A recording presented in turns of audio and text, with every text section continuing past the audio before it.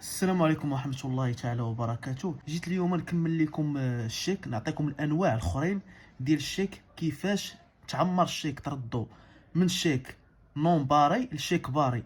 كاينين بعض الحالات اللي كيديروا لابار كتخرج الشيك مطبوع باري، وكاينين الحالات اخرين ما كيخرجش فيهم الشيك باري مطبوع من عند البنكه، بحال هذا الشيك دابا اللي قدامكم. دابا نكمل العمليه ديال التعمار ديال الشيك. شنو هو الشيك باري؟ نشرحوا لكم بعدا باش تعرفوا شنو هو الشيك باري. الناس اللي ما عارفينش، الشيك باري هو الشيك اللي كتعطيه لشي شخص المستفيد منه، وهذاك الشخص المستفيد منه ما يمكنش ليه ياخذ الفلوس اسبيس فلوس، ياخذوا محبات. خصو الا بغى ياخذ الفلوس يفيرسيهم مباشره للحساب ديالو. دابا فاهمين عارفين الشيك باري.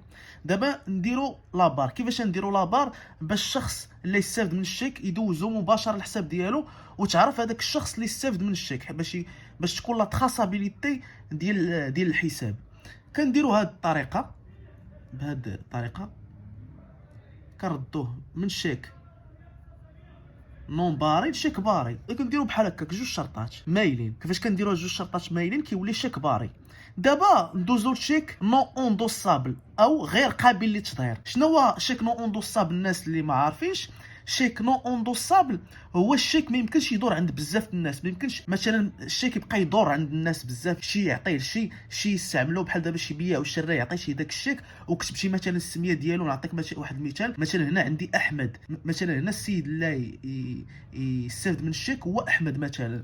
ما يمكنش هذاك السيد احمد يبقى يدور الشيك عند الناس بزاف. هنا كنديرو نون اوندوسابل باش هذا السيد مثلا احمد ما يدورش الشيك، فقط هو الوحيد المستفيد من داك الشيك.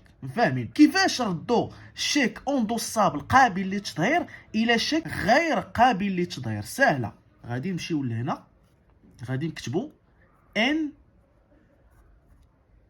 او. هنا فاش كنكتبوا هاد ان او، الشيك كيولي غير قابل للتظهير.